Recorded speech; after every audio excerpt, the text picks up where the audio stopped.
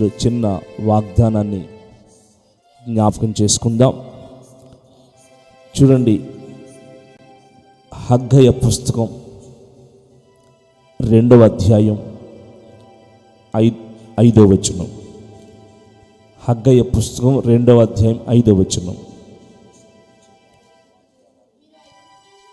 మీరు ఐగుప్తు దేశంలో నుండి వచ్చినప్పుడు నేను మీతో చేసిన నిబంధన జ్ఞాపకం చేసుకొనుడి. నా ఆత్మ మీ మధ్యన ఉన్నది గనుక భయపడకుడి. కింద మాట నోట్ చేసుకోండి. నా ఆత్మ మీ మధ్యన ఉన్నది గనుక భయపడకుడి.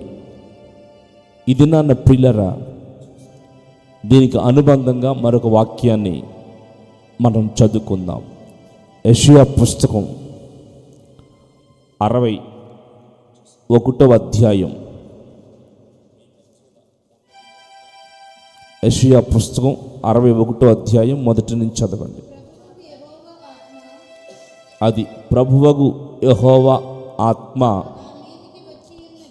నా మీదకి వచ్చి ఉన్నది, దీనులకు సువర్తమానం ప్రకటించుటకు.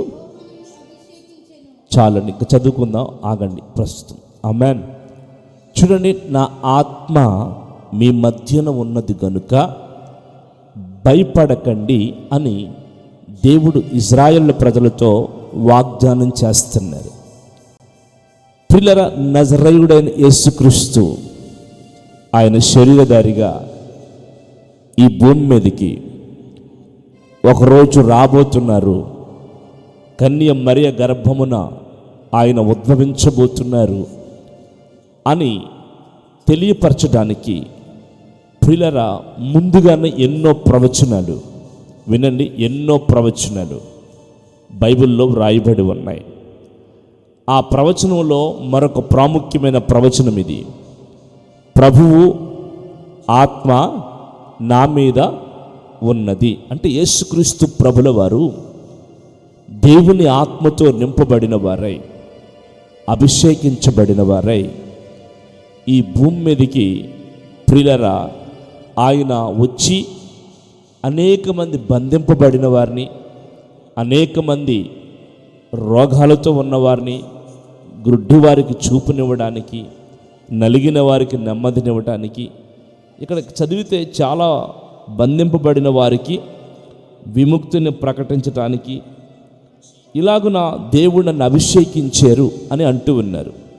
అంటే యేసుక్రీస్తు ద్వారా ప్రభు అయిన దేవుడు మన మధ్యన ఆత్మ ద్వారా ఆత్మచేత నివసింపచేసి ఆ ఆత్మాభిషేకం చేత, మీరు వినాలి, ఆ ఆత్మాభిషేకం చేత అనేక మందిలో ఉన్న రోగాల్ని, బలహీనతల్ని, ప్రియరా బంధింపబడిన బంధకాల్ని పెంచడానికి, విడుదల చేయడానికి ప్రభువైన యేసుక్రీస్తు ఈ భూమి మీదకి పంపబడ్డారు.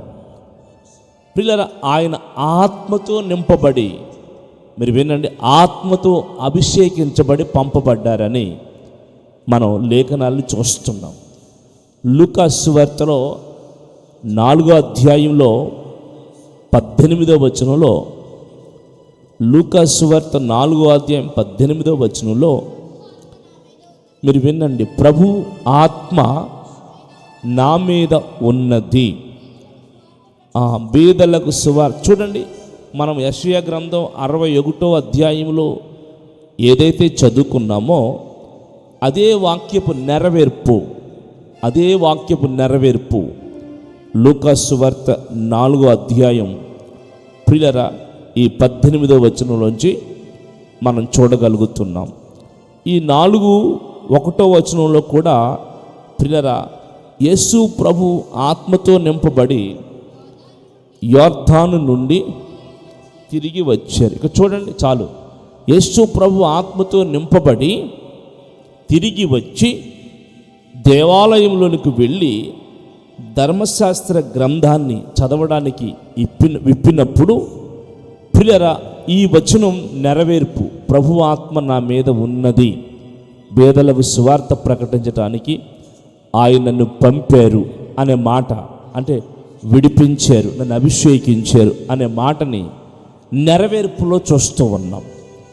అక్కడ యెషయా గారు ప్రవచించారు, ఇక్కడ యేసు ప్రభు ఆత్మ పొందుకుని గలిలయ, కపెర్నహూము, యెరూషలేము చుట్టుపక్కల ప్రాంతాల్లో ఆయన అనేక మంది బంధింపబడిన వారిని, రోగాలతో ఉన్నవారిని, దెయ్యాలతో ఉన్నవారిని, బాధలతో ఉన్నవారిని, నలిగిపోతున్న వారిని విడిపిస్తూ, మీరు వినండి, విడిపిస్తూ ఆయన సంచరిస్తూ ఉన్నారు.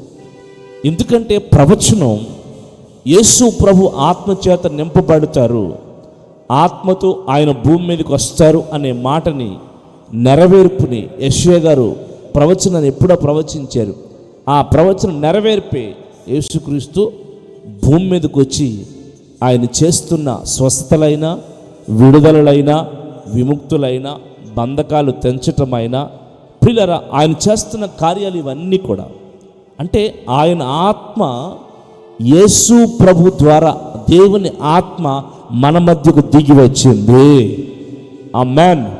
అందుచేత యేసు ఎక్కడ ఉంటారో ప్రభువే ఆత్మ గనుక ఆ ఆత్మ ఎక్కడ ఉంటుందో అక్కడ స్వాతంత్ర్యం ఉంటుందని వ్రాయబడిన మాట. స్తోత్రం చెప్పండి.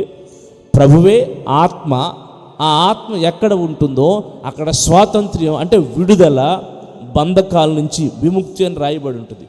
మనము ఈ రెండు లూకాసు వార్త 4:18లోను, యెషయా 61 నుంచి చదివిన మాటల్లోనూ ఒక మాట ఉంది, హితవత్సరం ప్రకటించడానికి అనే మాట చదువుతాం 2 వచనాల్లో కూడా. హితవత్సరం, ప్రభు హితవత్సరం ప్రకటించడానికి ఆయనను పంపారు అని చదువుతున్నాం. హితవత్సరం అంటే విడుదల. Praise the lord. విడుదల సంవత్సరం అని మనం చదవచ్చు. దాని గురించి చాలా లేఖనాలు ఉంటాయి. ప్రభు చిత్తమైతే రేపటి దినాన్ని మీకు నేను అది వివరిస్తాను. అయితే ప్రియులారా, అపోస్తుల కార్యాలు 10వ అధ్యాయం 38వ వచనాన్ని చదివేసుకుని ముగించుకుందాం. అపోస్తుల కార్యాలు 10:38. అదేమనగా దేవుడు నజరేయుడైన, మీరండి, యేసుని పరిశుద్ధాత్మతోనూ శక్తితోనూ అభిషేకించెను అనెను. ఆమేన్. స్తోత్రం చెప్పండి. అక్కడ పైన కిందగానే ఏమైనా రాయబడి ఉందా? ఆయన మేలు చేయొచ్చు. ఎన్నో వచ్చును అదే కంటిన్యూషన్ చదవండి. ఇప్పుడు ఆయన మేలు చేయొచ్చు, దేవుడు ఆయనకు తోడై ఉండెను గనుక మేలు చేయొచ్చు. అది నోట్ చేసుకుని, అపవాది చేత పీడింపబడిన వారిని అందరినీ స్వస్థపరుస్తూ సంచరించుచు ఉండెను. ఆమేన్.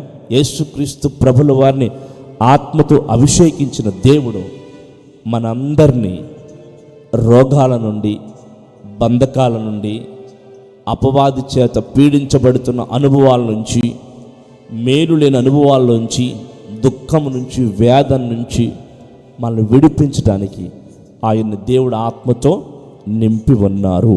అందుచేత ఆయన యేసు నామము ద్వారా ఆయన ఆత్మ మన మధ్యన సంచరిస్తున్నది గనుక మనము ఎటువంటి బలహీనతల్లో ఉన్న, రోగాల్లో ఉన్న, పిల్లల బంధకాల్లో ఉన్న భయపడవలసిన అవసరం లేదు. నజరేయుడైన యేసుక్రీస్తు శక్తి కలిగిన నామములో ఆ బంధకాలని నా దేవుడు విడిపించబోతున్నారు. ఆమేన్. ఈ వాగ్దానం మీకును, మీ బిడ్డలకును, కుటుంబాలకును, సంఘానికి మన ప్రభు అనుగ్రహించి నెరవేర్చును గాక. ఆమేన్. అందరూ లేచి నిలబడండి. ఒక చిన్న ప్రార్థన చేసుకుందాం. స్తోత్రం. పరిశుద్ధుడైన తండ్రి, ప్రేమగల దేవుడా, కృపగల దేవుడా, స్తోత్రాలు.